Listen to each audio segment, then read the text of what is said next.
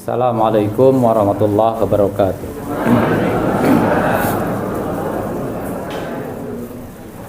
Alhamdulillahilladzi 'allamal insana ma lam ya'lam. Asyhadu an la ilaha illallah wahdahu la syarikalah wa asyhadu anna Muhammadan 'abduhu wa rasuluhu la nabiyya wa la rasula ba'da.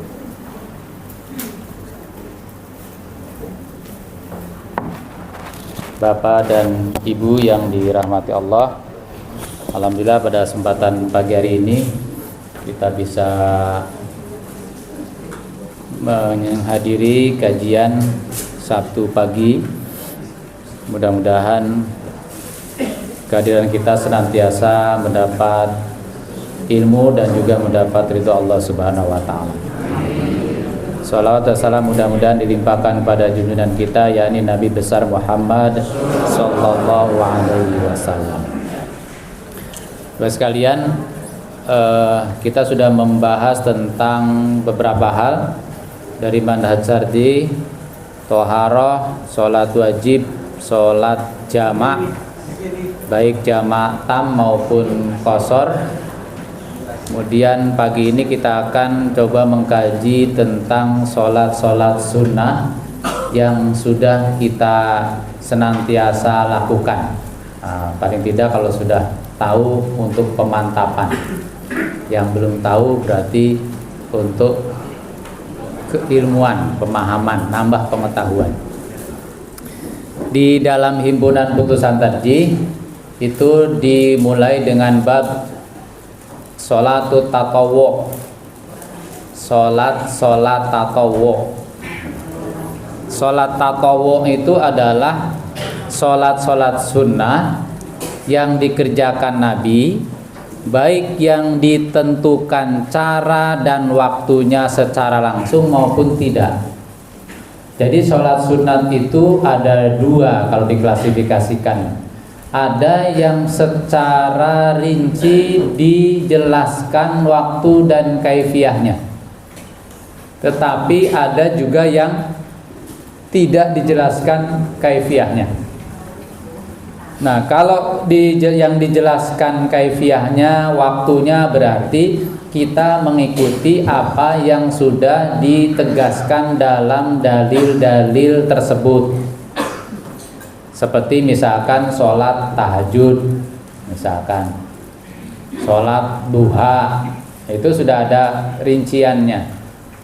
Tetapi kalau sholat sunnah itu tidak dijelaskan kaifiyahnya secara rinci, maka cara pelaksanaannya kembali kepada dalil umum.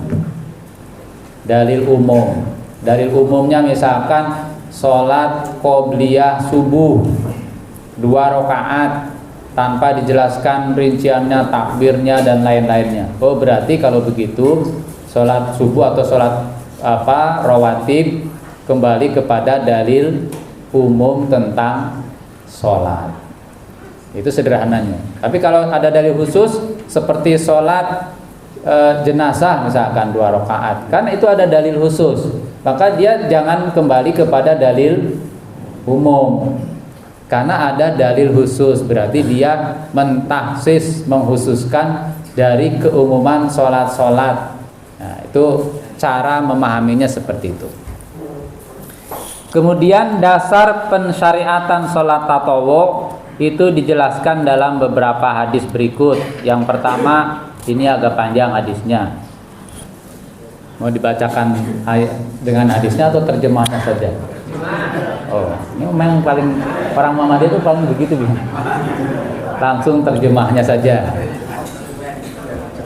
Telah menghadap kepada Rasulullah SAW seorang lelaki dari ahli Najd yang tidak teratur rambutnya, kusut. Suaranya dapat kami dengar, tetapi kami tidak faham apa yang dikatakannya.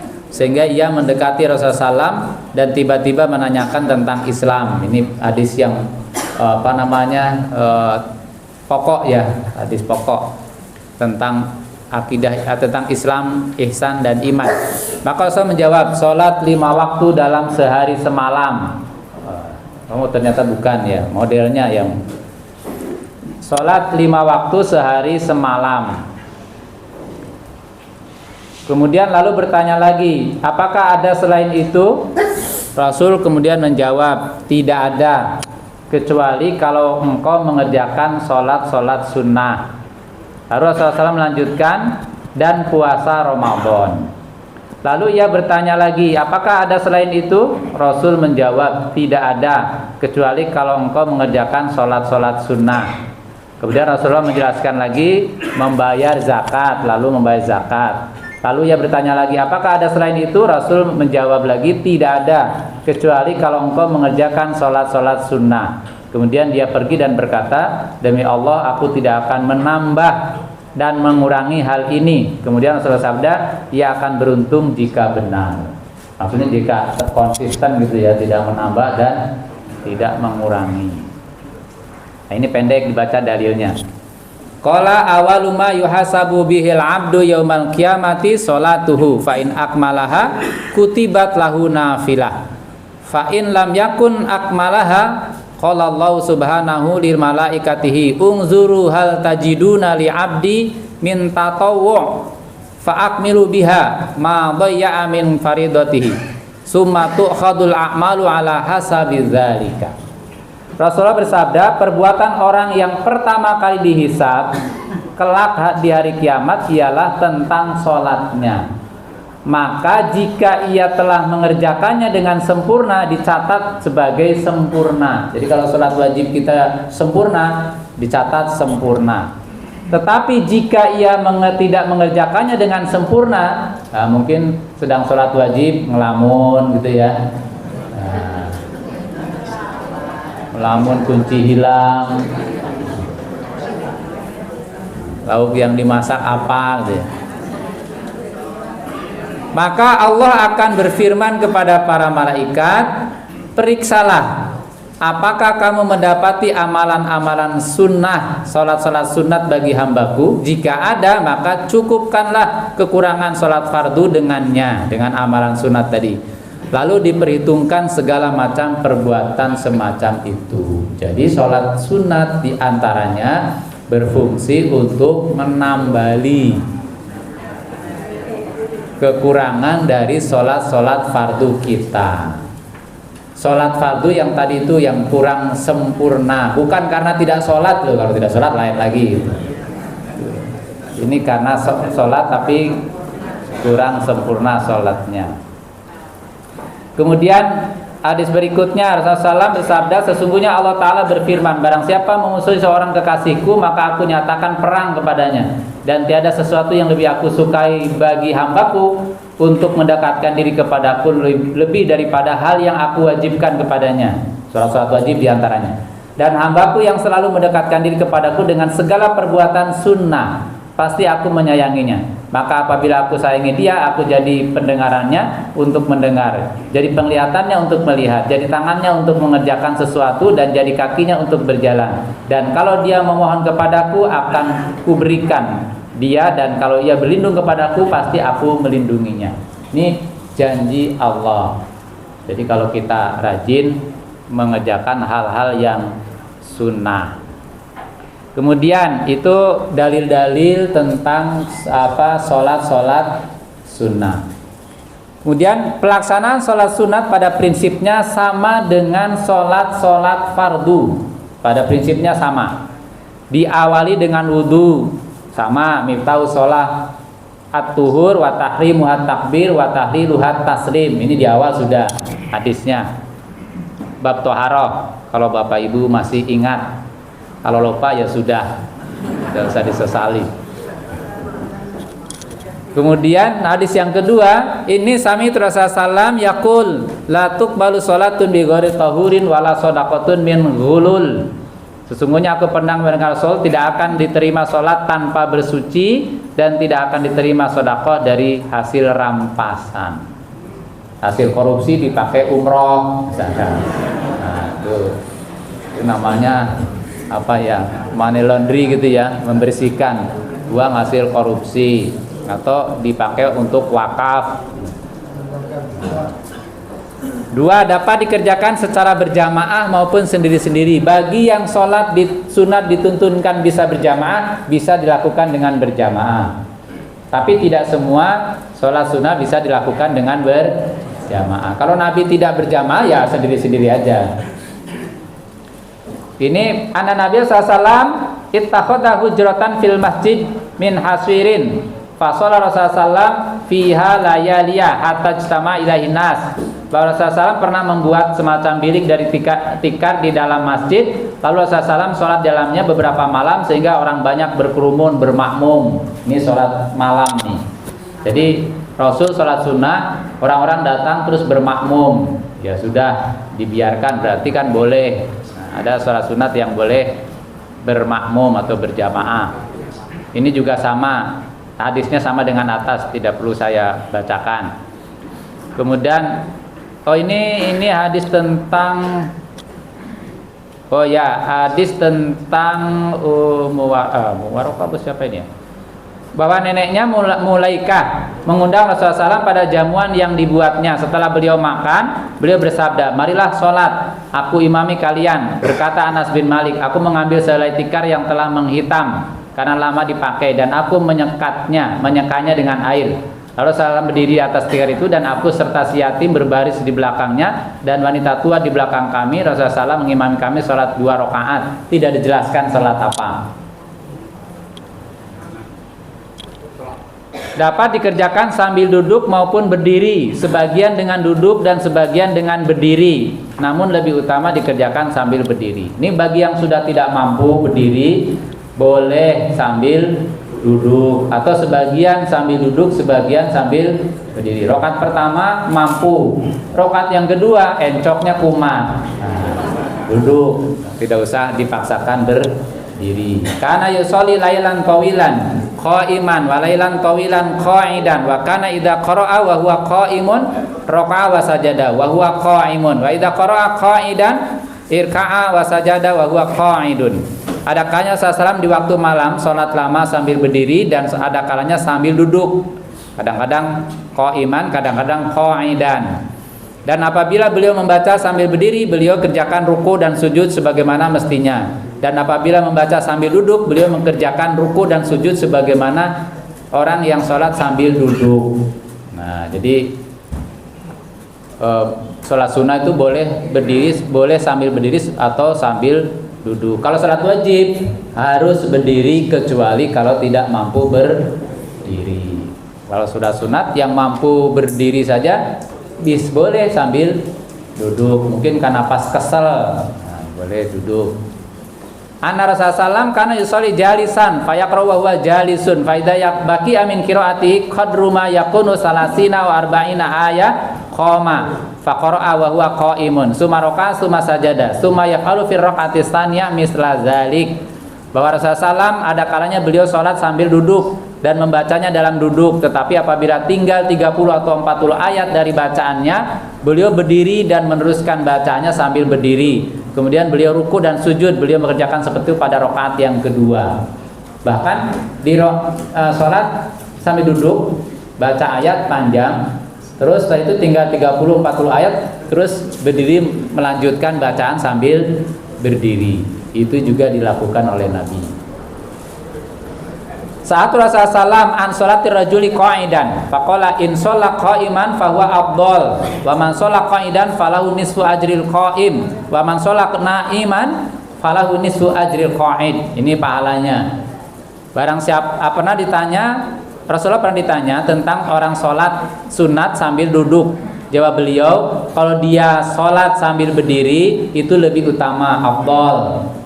Tapi barang siapa yang sambil duduk mendapat pahala separuh pahala orang yang sholat dengan berdiri. Dan siapa yang sholat sambil berbaring mendapat separuh orang yang sambil duduk. Nah, jadi pahalanya beda. Mungkin tingkat terkosongnya juga beda. Yang berdiri lebih banyak, afdal lebih utama. Yang sambil duduk setengah dari berdiri. Yang sambil berbaring setengah dari duduk. Yang nggak sholat yang nggak dapat. Dapat dikerjakan dalam perjalanan dalam perjalanan, ra'aitu Rasulullah sallam wa huwa ala rahilati yusabihu yaumi bi ra'sihi qabla ayyi wajhin tawajjaha wa lam yakun Rasulullah sallam yasna'u zalika fi sholatil maktubah. Saya pernah melihat Rasulullah sallam, beliau sedang berada di atas kendaraan untanya, beliau memberi isyarat dengan kepalanya dalam ruku dan sujudnya ke arah manapun unta menghadap, dan beliau tidak pernah melakukan hal itu dalam sholat fardu. Karena Rasulullah sallam ala rahilati haitsuma tawajjahat bih, Rasulullah sholat di atas unta kemanapun unta itu menghadap. Terus selanjutnya saya kira itu sudah kita ketahui, dapat dikerjakan di masjid atau musola, namun lebih utama di rumah. Anna Nabi sallallahu alaihi wasallam qala fasallu ayyuhan nas fi buyutikum fa inna afdhalas salatil mar'i fi baitihi ila salatal maktubah. Bahwa Nabi bersabda, salatlah kamu sekalian di rumah-rumahmu, sesungguhnya seutama-utamanya salat ialah salat di rumahnya, kecuali salat fardu. Afdol di rumah, tetapi boleh di masjid. Karena kalau habis sholat wajib rawatibnya pulang ke rumah, di rumah ketemu anaknya, cucunya, jadi nggak sholat. Akhirnya memilih sholat di masjid. Ya boleh sholat di masjid. Ini juga sama. Jadi Rasulullah sholat di rumah, kecuali tahiyatul masjid. Kata yang itu ya jangan di rumah. Namanya juga tahiyatul masjid, malah sholat di rumah. Itu namanya tahiyatul buyut. Tahiyatul buyut, menghormati rumah. Nah sekarang macam-macam sholat. Tapi ini ada yang belum saya masukkan, yang putusan kemarin terkait dengan sholat hajat, sholat taubat. Nanti saya masukkan di akhir saja. Nah sekarang kita sholat setelah bersuci. Sholat setelah bersuci adalah sholat yang dikerjakan setiap selesai dari mengerjakan wudhu, sebelum mengerjakan sholat-sholat yang lain. Ini dalam masyarakat sering disebut dengan syukrul wudhu, sholat sunat setelah selesai sholat wudhu. Dikerjakan 2 rakaat. Ini karena juga tidak ditegaskan rinciannya seperti apa, tidak ditegaskan. Hadisnya menyatakan anna Rasulullah sallallahu alaihi wasallam qala ma min ahadin yatawaddau fayuhsinul wudu'a wa yusolli rak'atain yuqbilu biqalbihi wa wajhihi alaihima illa wajabat lahul jannah. Bahwasanya Rasulullah SAW bersabda, barang siapa yang mengerjakan wudu, fayusinul wudu, terus memperbaiki wudu, lalu kemudian wayusolli rokaatain, sholat 2 rokaat dengan tenang dan ikhlas, maka ia akan mendapatkan surga. Jadi ini sekaligus keutamaannya. Jadi ada sholat 2 rokaat setelah wudu. Terus anna Nabi SAW, panjang tidak ini? Oh pendek. Anna Nabi SAW qala li Bilalin inda sholatil fajri, ya Bilal, hadisni bi arja amalin amil tahu fil Islam, fa inni sami'tu dafana alaika baina yadaya fil jannah. Qala ma amiltu amalan arja indi anilam at-tohar tuhuron fi saati lailin aw naharin illa shallaitu bizalika tuhuri ma kutiba li an usolliya. Bahwa Nabi pernah berkata pada Bilal setelah sholat subuh, ya Bilal, ceritakanlah kepadaku amalan yang engkau kerjakan dalam Islam yang penuh dengan pengharapan, karena aku mendengar suara sandalmu di surga. Bilal menjawab, tidak ada satu amalan yang penuh dengan pengharapan, tetapi sesungguhnya aku tidak bersuci sekalipun sesuatu yang memang ditentukan untukku supaya aku mengerjakan sholat. Nah, ini adalah amalan hariannya Bilal yang senantiasa mengerjakan sholat 2 rakaat setelah wudhu. Nah, Nabi terus mendapatkan wahyu kalau Bilal itu berada di surga. Oh, ternyata amalan apa sih yang Bilal lakukan itu? Nabi itu senantiasa penasaran. Nah, ternyata ia rajin melaksanakan sholat sunat 2 rakaat, diantaranya adalah syukrul wudhu. Ini juga sama, ra'aitu Nabi sallam yatawaddau nahwa wudu'i hadza wa qala man tawadda'a nahwa wudu'i hadza summa shalla rak'atain la yuhadditsu fihi ma nafsahu ghafarallahu lahu ma taqaddama min dzambi. Aku melihat Rasulullah SAW beliau berwudu seperti wuduku ini, dan Rasulullah sabda, barang siapa berwudu seperti wuduku ini kemudian ia sholat 2 rakaat dan ia tidak mengata-ngatai dirinya, maka Allah akan mengampuni dosanya yang telah lalu. Pahalanya memang banyak ya, 2 rakaat setelah wudu. Ini keutamaannya tadi sudah dijelaskan, keutamaannya dalam hadis mengerjakan 2 rakaat akan diberi pahala. Saya sengaja tuliskan keutamaan karena di Muhammadiyah itu jarang menuliskan keutamaan-keutamaan. Biasanya langsung dalil-dalil. Tapi ini hadisnya yang di atas sudah langsung otomatis dengan hadis.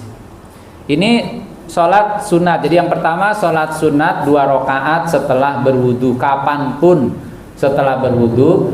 Kemudian bisa sholat 2 rakaat, apakah itu di masjid atau di rumah, itu diperbolehkan. Niatnya tadi sholat sunat setelah berwudu.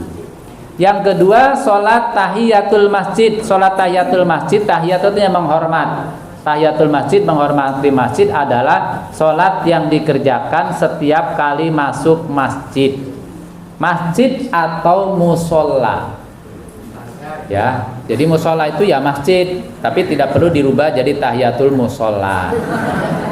Sholat apa mas? Tahiyatul musola. Itu nanti jadi perdebatan. Ya sudah tahiyatul masjid meskipun sholatnya di musola. Jadi kita tidak memanai masjid seperti dalam KBBI. Masjid dan musola berbeda. Masjid dipakai Jumat, musola tidak dipakai Jumatan. Itu kan definisinya fikihnya Indonesia. Jadi kalau pokoknya tempat sujud yang biasa dipakai untuk sholat, memang dikhususkan untuk sholat, maka di situ bisa tahiyatul masjid. Qala Nabi sallallahu alaihi wasallam, "Idza dakhala ahadukumul masjida fala yajlis hatta yusolli rak'atain." Nabi bersabda, apabila seseorang masuk masjid, fala yajlis, jangan duduk terlebih dahulu. Fasol yustum hatta yusolli rak'atain, hingga sholat 2 rakaat. Jadi kita kalau masuk masjid kira-kira waktunya masih cukup. Kalau masuk masjid sudah didirikan sholat fardu, ya tidak usah sholat tahiyatul masjid, langsung sholat fardu. Jadi kalau masih memungkinkan waktunya, maka sholatlah 2 rakaat, namanya sholat tahiyatul masjid. Dakhala rajulun yaumal jum'ati jumu'ah wan Nabi sallallahu alaihi wasallam yaktubu faqala asallaita qala la qala qum fasholli rak'atain. Ada kasus seseorang pada hari Jumat masuk ke masjid. Nabi saat itu yaktubu, sedang khutbah. Kemudian dia duduk. Nabi bertanya asallaita, Nabi tanya. Di khotib itu boleh bertanya, boleh meluruskan. Kalau ada yang ribut disuruh berhenti. Itu boleh. Ya, jadi tapi makmum juga boleh protes. Ya, tapi nggak usah dikembangkan. Nanti tidak cocok malah diprotes. Imamnya nggak cocok diprotes, nanti nggak jadi sholat Jumat. Terus dia bilang, belum, tidak ya Rasul. Kemudian Rasul menyatakan, kum fasholli rak'atain, berdiri sholat 2 rakaat. Nah, itu Nabi sedang khutbah Jumat. Nah, ini memang terus hadis ini itu kemudian dijadikan sebagai diperdebatkan di kalangan ulama. Loh, khutbah itu kan bukannya mendengar khutbah itu wajib. Loh, bisa kalah sama sholat sunnah. Nah, berarti ini ada keutamaan khusus di tahiyatul masjid. Maka meskipun mendengar khutbah oleh sebagian ulama dikatakan sebagai wajib dalam bagian dari rangkaian sholat Jumat, tapi ternyata sholat tahiyatul masjid ini kemudian oleh Nabi ditekankan untuk diperintahkan dilakukan. Jadi kalau nanti kita terlambat masuk masjid, kalau terlambat pahalanya telur unta ya, telur ayam, telur bebek mungkin. Nah, terlambat kemudian khotib sedang khutbah, maka sholatlah 2 rakaat. Tapi kalau imamnya sudah sholat, ya jangan sholat tahiyatul masjid langsung ikut sholat. Nah ini pentingnya sholat tahiyatul masjid. Kemudian yang ketiga, sholat antara azan dan iqamah. Ini saya tidak harus detail-detail karena ini sudah sesuatu yang biasa. Hanya menegaskan ini loh dalilnya.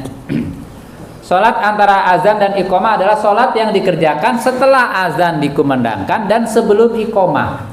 Jadi dalam HPT itu nanti kalau di kalangan dalam fikih-fikih para ulama memang terjadi agak berbeda pendapat. Ada yang memaknai ini sholat rawatib. Ada yang menyatakan ini sholat tahiyatul masjid. Nah, jadi di sini ada di dalam HPT itu dia disendirikan. Jadi sholat bainal azanain, sholat di antara dua azan itu maksudnya setelah azan sebelum iqamah. Salat antara azan dan iqamah dapat dikerjakan sebanyak 2 rakaat atau lebih berdasarkan hadis dari Abdullah bin Mughaffal. Qala Nabi SAW, baina kulli adzanain sholatun, baina kulli adzanain sholatun, summa qala fi salisah liman syaa.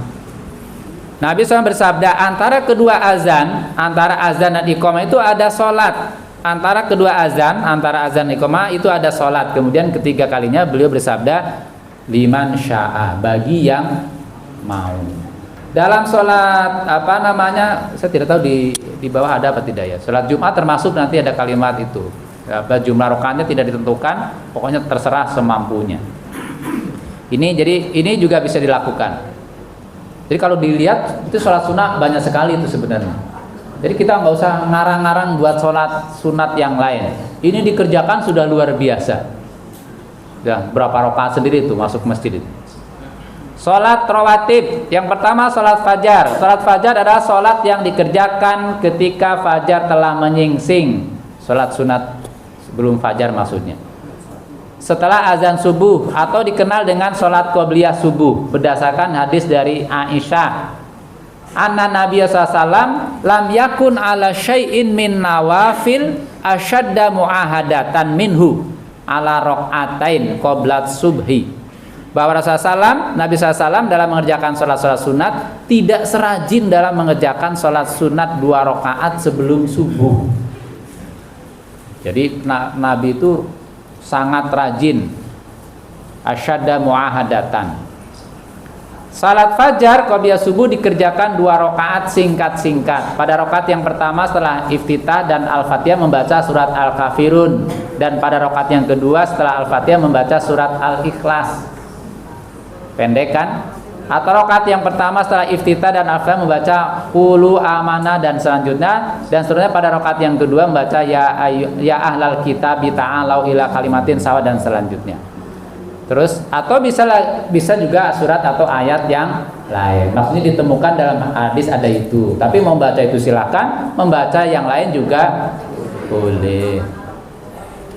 Kemudian hadis berikutnya, Romaktun Nabi SAW syahron fakana yaqra'u fi rak'atain qabla al-fajri bikul ya ayyuhal kafirun wa qul huwallahu ahad. Aku telah mengikuti Nabi selama sebulan. Beliau dalam sholat 2 rakaat fajar, qobliyah fajar maksudnya, membaca qul ya ayyuhal kafirun dan surah qul huwallahu ahad. Nah, sebulan loh. Sebulan. Lama itu kan. Anna Rasulullah qara'a fi rak'atail fajri qul ya ayyuhal kafirun wa qul huwallahu ahad. Ini juga sama. Rasulullah dalam salat 2 rakaat fajar membaca qul ya ayyuhal kafirun dan qul huwallahu ahad. Ini juga sama. Surat Ali Imran ya tadi, bacaan ini Ibnu Abbas juga sama. Nah, keutamaannya ada hadis lain, ani Nabi sallallahu qala raka'atal fajri khairum minad dunya wa ma fiha. Bahwa Nabi bersabda 2 rakaat fajar itu lebih baik daripada dunia dan seisinya. Ini hadis tentang keutamaan sholat qobliyah fajar. Maka kenapa Nabi itu dikatakan tadi asyaddu mu'ahadatan, sangat rajin dalam melaksanakan qobliyah subuh. Qobliyah zuhur, sholat qobliyah zuhur adalah sholat yang dikerjakan saat matahari tergelincir waktu zuhur, sebelum melaksanakan sholat zuhur. Itu sholat qobliyah zuhur atau disebut dengan sholat rawatib. Sholat qobliyah zuhur dikerjakan 2 rakaat atau 4 rakaat. Ini berdasarkan hadis Qala hafitu minan nabi sallallahu alaihi wasallam asyra raka'atain qabla zuhri wa raka'atain ba'daha wa raka'atain ba'dal maghrib fi baiti wa raka'atain ba'dal isya fi baitihi wa raka'atain qabla sholati subhi. Hal yang aku ingat dari Nabi ialah 10 rakaat yang terdiri dari 2 rakaat sebelum duhur dan 2 rakaat sesudahnya, 2 rakaat setelah maghrib yang dikerjakan di rumahnya, 2 rakaat sesudah isya yang dikerjakan di rumahnya, dan 2 rakaat sebelum sholat subuh. Jadi ada hadis, ada yang menjelaskan 10, ada juga yang 12. Ya, jadi memang ada 2 hadis. Karena Rasul yusolli fi baiti qabla zuhri arba'an, summa yakhruju fa yusolli bin nas, summa yadkhulu fa yusolli raka'atain wa kana yusolli bin nas al maghrib, summa yadkhulu fa yusolli raka'atain wa yusolli bin nas al isya wa yadkhulu baiti baiti fa yusolli raka'atain.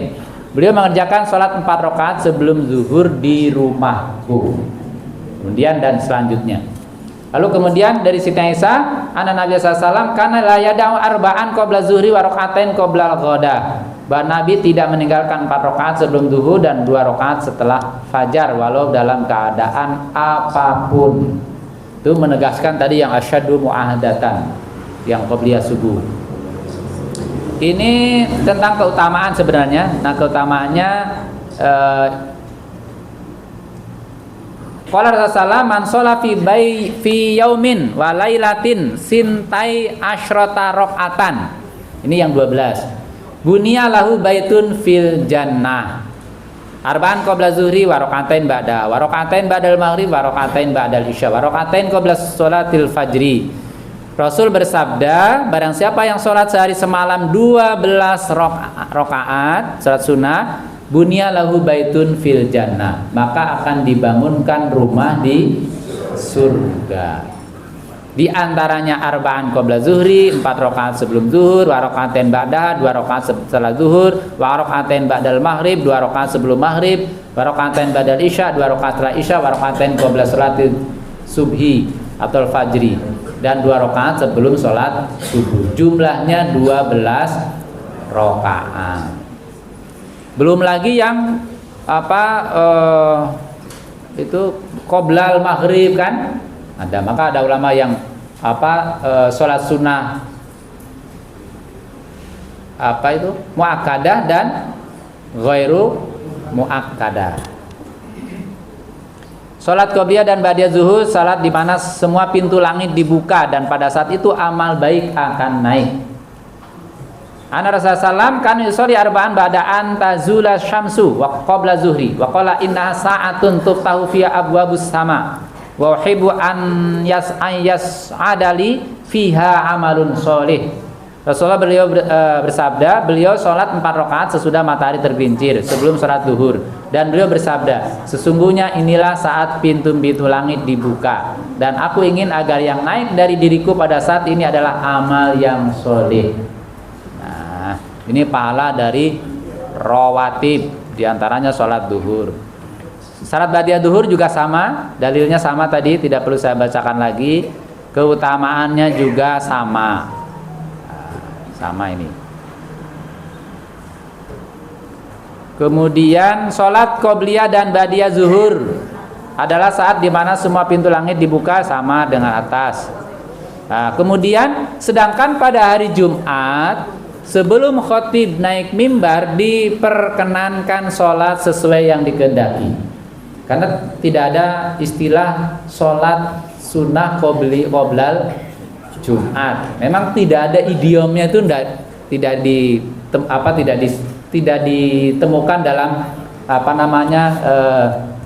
hadis. Tetapi ada dalil lain yang menyebutkan mani tasala summa atal jumu'ata fa shalla ma qaddira lahu summa ansota hatta yabrugha min khutbati summa yusalli mahu ghufira lahu ma bainahu wa bainal jumu'atil ukhra wa fadlu salasati ayyam.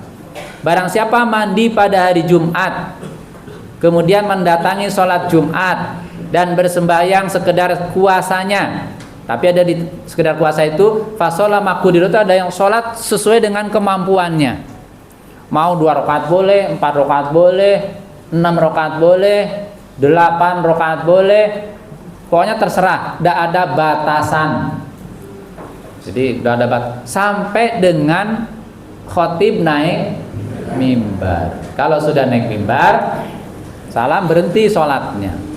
Nah, jadi itu boleh. Jadi tidak hanya tahiyatul masjid, boleh ditambah sesuai dengan kemampuannya. Karena Ibnu Umar yusolli sholata qabla jumu'ah wa yusolli ba'daha raka'atain fi baiti wa yuhaditsu anna Rasulullah karena yaqalu zalik. Bahwa Ibnu Umar ia memperpanjang sholat sebelum Jumat dan sesudah Jumat. Ia sholat 2 rakaat di rumahnya. Dan ia menceritakan bahwa Rasulullah juga mengerjakan seperti itu. Orang yang mendatangi sholat Jumat itu sudah tadi ya. Ini keutamaannya tadi belum dibaca. Diampuni dosa-dosanya yang terdapat di antara Jumat itu dengan Jumat berikutnya dan ditambah 3 hari bonus. 3 hari. Dan sedangkan setelah Jumat dituntunkan untuk melaksanakan sholat ba'diyah Jumat yang pelaksananya dapat dikerjakan di masjid ataupun di rumah. 2 rakaat, 4 rakaat itu bisa dikerjakan di masjid atau di rumah. Ini juga sama keutamaannya. Kemudian, sholat qobliyah asar. Sholat qobliyah asar adalah sholat yang dikerjakan sebelum sholat asar. Sholat qobliyah asar dikerjakan 2 rakaat atau 4 rakaat. Nah, di himpunan putusan tadi, jadi 1 itu kalau dibuka di awal itu ada tapi dalilnya tidak ada. Sholat sunat qobliyah asar. Sehingga kemudian akhirnya dibawa ke Munas di kalau nggak Makassar atau Palembang, saya lupa ya. Dibahas kemudian dibahas kemudian akhirnya dituntunkan bahwa sholat qobliyah asar itu termasuk yang masyru' untuk boleh dikerjakan. Sholat qobliyah asar dikerjakan 2 rakaat atau 4 rakaat. Anna Nabi SAW karena yusolli qoblal asri rakaatain. Nabi beliau sholat 2 rakaat sebelum asar. Anna Rasulullah qala isnata asyrata qaqatan min man shallahunna banallahu lahu baitan fil jannah. Ini di hadis yang ini ada sholat qobliyah asar. Berarti di sini kalau ada qobliyah asar berarti duhurnya 2 rakaat. Kalau duhurnya 4 rakaat nanti jadi 14. 2 rakaat. Kemudian karena Nabi sallam yusolli qoblal asri 4 rakaatin. Nah, ini ada hadis yafsilu bainahunna bin taslim. Alal malaikatil muqarrabin wa man tabi'ahum minal muslimina wal mu'minin. Bahwa Rasulullah sallam beliau sholat 4 rakaat sebelum asar. Pada tiap-tiap 2 rakaat beliau membaca salam untuk malaikat muqarrabin, para nabi dan semua yang mengikutinya dari kaum muslimin dan mukminin. Kalau ini yafsilu jadi 2 rakaat. Qala rahimallahu ra'an shalla qoblal asri arba'an. Merahmati seorang yang mengerjakan salat 4 rakaat sebelum asar. Di kalangan ulama sedikit sebenarnya berbeda pendapat. Yang 4 rakaat itu apakah dia yafsilu bit taslim, diputus dengan salam, atau 4 rakaat. Ada yang berpendapat dua-dua. Itu kalau dua-dua itu karena menggunakan dalil yang sholat sholat sunnah itu rakaatain 2 rakaat.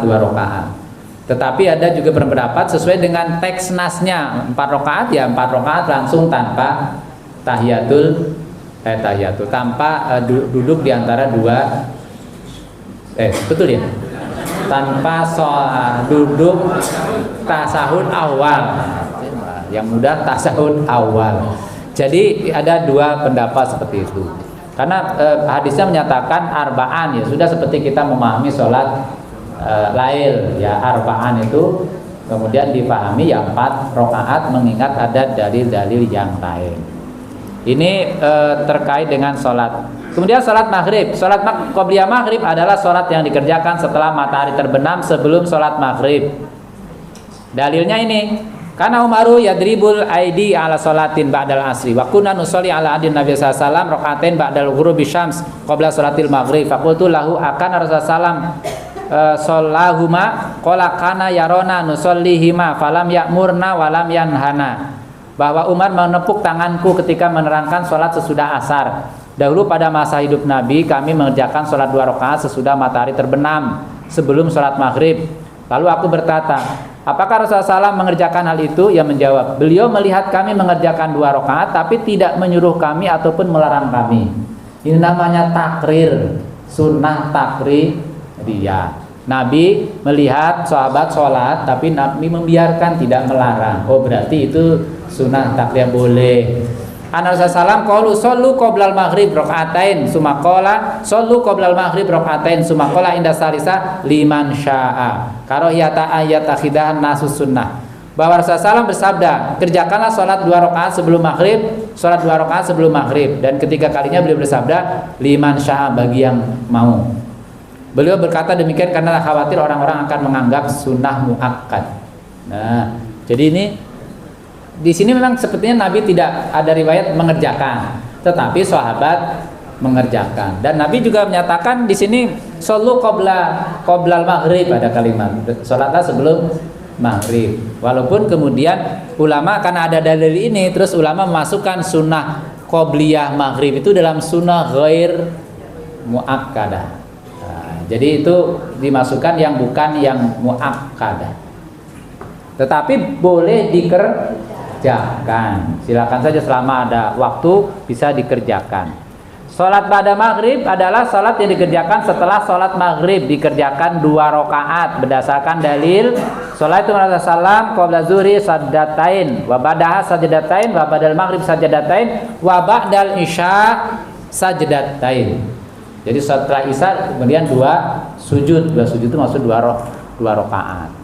Kemudian ini juga hadis yang tadi sudah di atas, ini juga sudah di atas tadi. Karena yang 12 kan nyambung dengan sholat maghrib. Sholat ba'diyah isya dikerjakan adalah sholat yang dilaksanakan setelah sholat isya. Nah yang tidak ada itu qobliyah isya. Jadi qobliyah isya memang ditemukan tidak ada dalil yang menjelaskan tentang adanya sholat sunnah qobliyah isya. Tetapi tidak harus setelah adzan isya itu langsung diqomati. Karena ada sholat sunnah yang lain tadi. Ada sholat tahiyatul masjid, ada sholat sunat bainal adzanain, setelah azan sebelum iqomah. Berarti kan masih ada waktu atau peluang untuk melaksanakan sholat sunnah. Ya, kita menyebutnya tidak sholat mutlak. Makanya kenapa sholatnya dalam HPT itu dirinci, karena kita tidak memasukkan sholat mutlak ke dalam sholat sunnah. Ya pokoknya tidak usah cari sholat yang ini aja dikerjakan sudah luar biasa ya. Sudah terasa berat ya. Mungkin malah kita juga belum melaksanakan semua kan sholat-sholat sunnah itu. Maka kita tidak usah mencari-cari sholat yang yaudah ini aja yang sudah ada dalilnya dikerjakan dulu. Kalau masih kurang barulah cari yang lain. Ya, ini sudah dikerjakan dulu. Jadi sebenarnya sholat isya tidak harus langsung diqomati.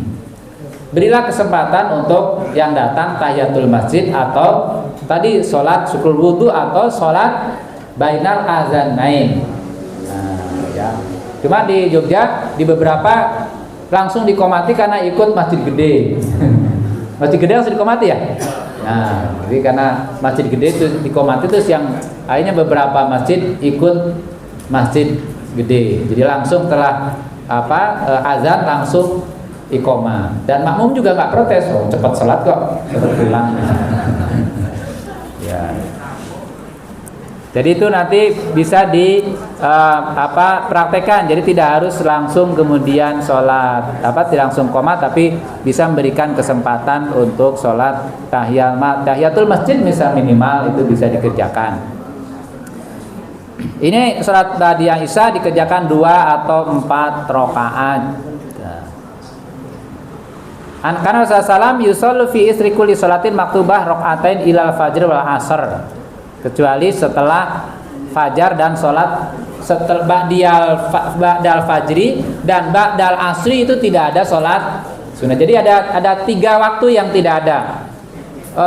Qobliyah isya, ba'diyah fajar, dan ba'diyah asar. Selain itu ada.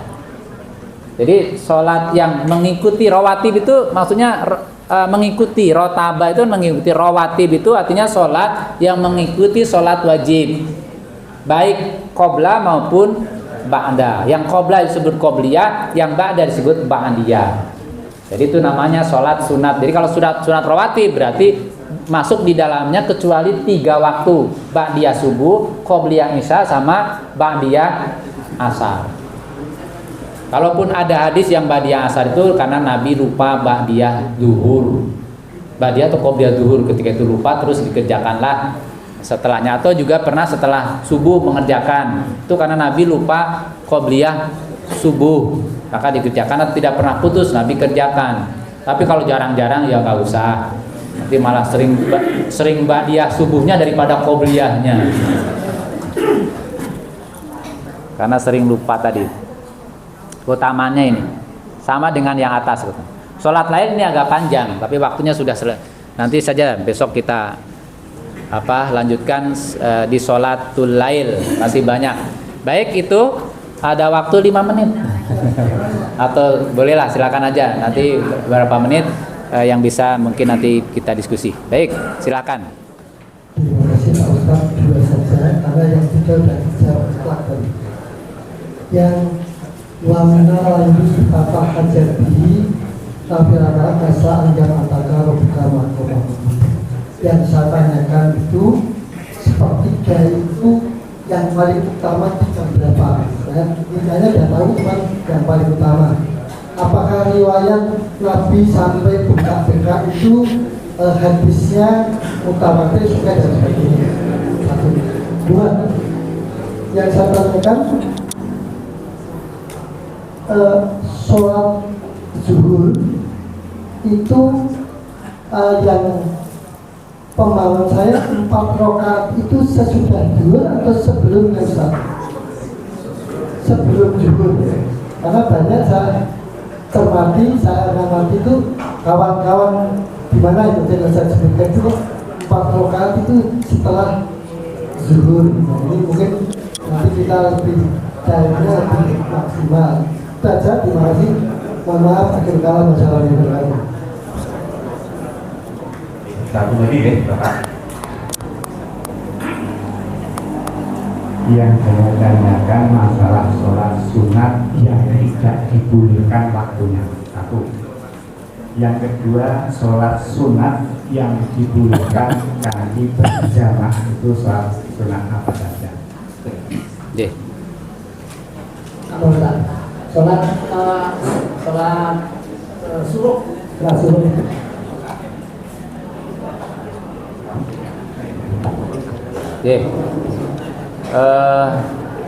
Yang pertama terkait dengan hadis yang Rasulullah sepertiga ya, sepertiga malam. Ya, sepertiga malam kita tinggal hitung saja. Kalau mau langsung dikalkulasikan jamnya ya. Tinggal hitung saja dari mulai malam itu, mulai terbenamnya matahari. Misalkan jam 6, jam 18. Kalau sampai dengan subuh. Subuh misalkan jam 4. Nah, itu aja dibagi sepertiganya, itu ketemu jam. Nah, kemudian hadis yang menyatakan Nabi itu hadisnya sahih. Mudah-mudahan nanti ada dalam ketika kita pembahasan sholat lail. Karena bacaannya panjang-panjang. Ya, jadi yang kemudian sholat duhur tadi ya, sholat duhur qobliyah ini ada. Sholat qobliyah zuhur dikerjakan 2 rakaat atau 4 rakaat. Ba'diyah juga 2 rakaat atau 4 rakaat. Karena termasuk yang ba'diyah Jumat juga ada 4 rakaat. Jadi walaupun kita yang banyaknya kan 2 rakaat ya, banyaknya 2 rakaat. Jadi tapi prinsipnya itu ada yang dalil menyatakan 4 rakaat. Itu sholat duhur. Kemudian yang sholat waktu-waktu terlarang, sholat sunnah sholat sunat yang ada sebab, karena sebab itu tidak termasuk yang dilarang dalam hadis itu. Misalkan sholat jenazah, kalau itu kan karena ada kematian, maka kapanpun bisa disolatkan. Atau tahiyatul masjid, tahiyatul masjid itu tidak masuk di situ, pokoknya karena itu sebabnya masuk masjid. Ya pokoknya kalau sudah masuk masjid berarti bisa sholat tahiyatul masjid. Jadi sholat yang karena ada suatu sebab itu, maka dia sholat berdasarkan sebab itu. Nah, jadi tidak kemudian, tapi kalau misalkan seperti sholat duha, ya dia tidak boleh karena kalau belum masuk waktu duha. Nah, kalau itu karena waktunya sudah ditetapkan. Tapi kalau yang karena sebab itu waktunya tidak ditetapkan. Dia sholat jenazah itu nggak ada waktunya. Waktunya itu ya kalau ada yang meninggal. Kalau nggak ada yang meninggal ya jangan sholat jenazah. Jadi karena waktunya. Sholat tahiyatul masjid juga tidak dikerjakan kalau nggak ada sebab. Sebabnya apa? Masuk masjid. Kalau nggak pernah masuk masjid ya jangan tahiyatul masjid. Jadi itu yang waktu-waktu yang terlarang. Jadi kalau sudah terutama yang sholat, apalagi sholat wajib. Kalau sholat wajib kan sudah jelas waktunya ya. Tidak mungkin masuk di waktu-waktu itu. Tapi biasanya yang harus hati-hati itu adalah sholat duha.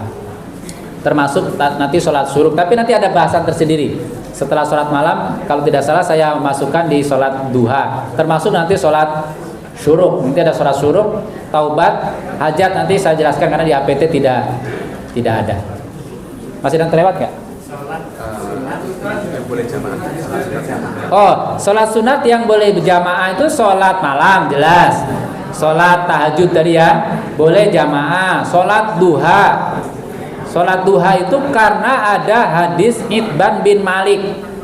Nah, ada yang berpendapat tuh sholat duhur. Saya temukan dalam, kalau Bapak Ibu baca hadis Sahih Bukhari bab tentang sholat, nanti di situ ada kalau tidak 3-4 hadis yang menjelaskan tentang hadis Itban bin Malik itu. Jadi Itban bin Malik ketika mengundang Nabi ke rumahnya supaya sholat di salah satu ruangan rumahnya yang akan dipakai untuk tempat sholat. Kemudian Nabi datang ke sana, sholat setelah matahari naik, lalu kemudian sholat 2 rakaat. Kemudian sahabat Abu Bakar dan para sahabat lainnya ikut kemudian bermakmum kepada Nabi. Nah, dalam hadis riwayat Imam Ahmad dia menyatakan itu waktu subhata duha, waktu duha. Memang tidak dijelaskan sholat apa di situ, tapi dalam hadis yang riwayat Ahmad itu waktunya subhata duha, pagi-pagi duha. Maka kemudian dipahami oleh sebagian ulama berarti itu waktu duha. Nah, berarti Nabi sholatnya sholat duha. Nah, sholat duha saat itu para sahabat berjamaah. Tetapi ulama-ulama kemudian sebagian menyatakan, tetapi kalau kita sholat dalam kondisi normal ya sholat duha sendiri saja, tidak usah dijamaahkan. Tetapi kalau untuk pendidikan ya bolehlah dijamaahkan. Jadi sholat duha berjamaah itu memang ada dalil yang dipakai oleh para ulama, yaitu diantaranya hadis dari Itban bin Malik yang diriwayatkan oleh Imam Bukhari, dan juga kelihatannya Imam Muslim juga meriwayatkan. Nanti bisa dibaca dalam Sahih Bukhari. Pas saya kebetulan sedang kajian Sahih Bukhari, saya di musola itu sedang tentang sholat itu. Di antaranya menemukan dalil Itban bin Malik itu, dan saya juga menemukan di situ ternyata sholatnya rokaatain, 2 rakaat semakin menguatkan itu. Jadi itu sholat yang bisa dijamaahkan. Sholat jenazah jelas ya, sholat jenazah juga bisa dijamaahkan. Nah, yang lain itu sebaiknya sholat sendiri-sendiri. Walaupun kita tidak ada larangan, kalau kita sedang sholat sunat ada orang yang makmum, ya sudah dibiarkan saja, tidak perlu dilarang. Mungkin karena tidak tahu kan, terus dia bermakmum, ya tidak usah kemudian sholatnya terus salam terus mas sholatnya ulang lagi, salam nggak perlu, biar saja karena itu namanya juga dia tidak tahu. Itu yang jadi sholat sunat itu yang dijamakan tadi, sholat sunat malam duha boleh, tetapi sebaiknya tidak dijamaahkan. Kemudian sholat Id, Idul Adha, sholat istisqa, sholat gerhana itu yang dituntunkan untuk dijamaahkan. Nah, kalau yang lain-lain sholat, apalagi rawatib, sholat sendiri-sendiri karena tidak ada riwayat yang Nabi menjamaahkan sholat rawatib. Kalau itu ya sendiri-sendiri saja. Ya, itu. Dia monggo. Apakah sholat tahajud tadi lebih utama sebelum tidur atau sudah tidur? Karena ijazah tarawih itu kan sebelum tidur, Pak. Ya. Ini saya butuh penegasan materi. Ya. Maaf. Ya, memang ulama berbeda ya. Ada yang berpendapat ya sholat itu setelah tidur. Ada juga yang mengklasifikasikan kalau sholat malam setelah tidur itu namanya tahajud. Kalau tahajud sih sholat malam itu nggak ada utama, pokoknya sholat yang penting sholat malam. Tapi kalau setelah tidur namanya tahajud. Kalau sebelum tidur namanya sholat malam. Kalau habis ronda terus tidur nanti malah nggak sholat malam. Nah, terus ya sudah, kalau setelah ronda, pulang ronda jam 12 jam 1 nggak usah tidur dulu orang. Ini mencari yang utama terus tidur dulu. Nah kemudian malam bablas bangun-bangun sholat subuh. Kalau sholat setelah ronda ya silakan sholat tahajud. Pulang jam 1 ya sholat tahajud jam 1. Jadi ya tergantung mana ulama yang prinsipnya itu. Kalau saya ya bisa sholat malam. Apakah dia setelah tidur atau sebelum tidur? Kalau memang orang-orang yang bekerja shift malam kemudian dia tidak tidur ya nggak usah dipaksa untuk tidur. Ya, prinsipnya sholat malam. Nah, tapi kalau memang sudah waktunya tidur ya tidur saja kan, nggak usah begadang ya. Kalau saya melihat kondisinya saja, yang penting sholat malam. Masalah diawali tidur maupun tidak tidur tergantung kondisi masing-masing. Baik itu ya. Nanti insya Allah bulan depan semoga saya bisa datang. Bulan depan kita lanjutkan dimulai dari sholat malam dan sholat-sholat yang lain. Bila hidayah wa taufik fastabiqul khairat. Wassalamualaikum warahmatullahi wabarakatuh.